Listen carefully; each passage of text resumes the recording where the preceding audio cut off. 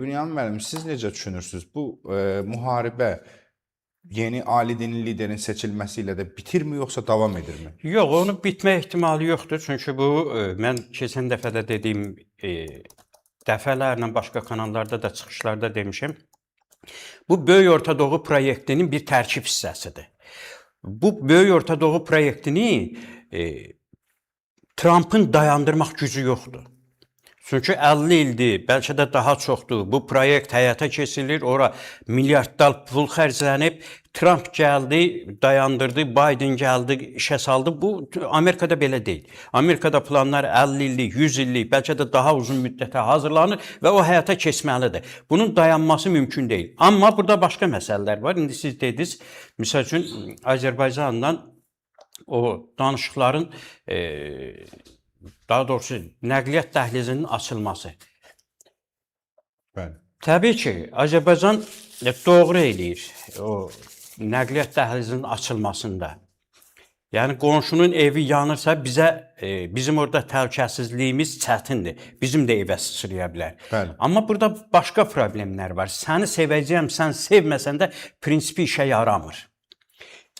Azərbaycan müstəqilliyini elan elədiyi gündən İran bizə qənim kəsilib. Hər formada çalışır ki, bizə zərər versin. Ümumiyyətlə, Azərbaycan dövlətinin mövcudluğunu həzm eləmir. Çünki Azərbaycan dövlətinin mövcudluğu keçən dəfə İlham Əliyev çıxışında da dedi. İran bizi oradakıların gözündən salmaq üçün, oradakılarda bizə qarşı nifrət oyatmaq üçün hər şeyə gedir. Bizim buradakı hər müsbət addımımız, dövlətimizin varlığı belə oradakılar üçün bir ruh yüksəkliyidir. Ona görə də İran bizə bütün yaxşı münasibətlərimizə baxmayaraq, İran bizə hər zaman mənfi münasibətdə olub.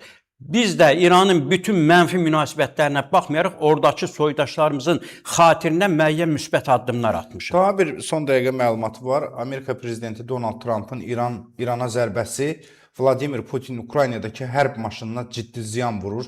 Bu barədə Fox News məlumat yayıb. ABŞ-ın İrana qarşı hücumları Rusiyanın Ukraynadakı hərəkətlərini zəiflədir. İranın imkanlarının məhv edilməsi Moskvanın əsas müttəfiqinə zərbədir və onun müharibə potensialını azaldır deyə belə bir xəbər var. İstəyərdim buna da münasibət. Bəli. Deməli, siz təsəvvür eləyin ki, ən pis vəziyyətdə, Rusiyanın ən ağır vəziyyətində İran həm dronlarla, həm də raketlərlə Rusiyaya dəstək oldu. Ona görə də İranın burada öz problemləri ilə məşğul olması, Rusiyaya dəstək verə bilməməsi Rusiya üçün böyük sıxıntıdır. Amma istəyir böyük sıxıntı olsun, istəyir kiçik sıxıntı olsun. Reallıq budur ki, İran Rusiyaya dəstək verə bilmir, Rusiyanın da vəziyyəti günü-gündən ağırlaşır. Mən keçən dəfə də dedim, Ukraynanın ballistik raketini sınaqdan keçirməsi, səhər də oxudum, səhv eləməsəm, deməli, Krımdakı mövqeylərinə çox ağır zərbələr var. Amma üzr istəyirəm, dünən Zelenskidən bir açıqlama gəlmişdi ki, bizim kəşfiyyatın xəbəri var ki, Rusiya bu müharibədə İrana dəstək verir. Bəli. İnformasiya dəstəyi, əsasən informasiya dəstəyi verirlər. Bəli. O, deyək ki, istər Səudiyyə Ərəbistanında, istər digər ölkələrdə o obyektlərin koordinatlarını Rusiya verir və Amerikada onunla bağlı bir narahatlığını bildirdi. Bilirsiniz, nə edirlər eləsinlər ya, artıq İranın oradan çıxışı, Rusiyanın o bataqlıqdan qurtulması yoxdur, mümkün deyil. İkisi də batıb və gedir. Sadəcə cəhənnəmə gedən özünə yoldaş aparar.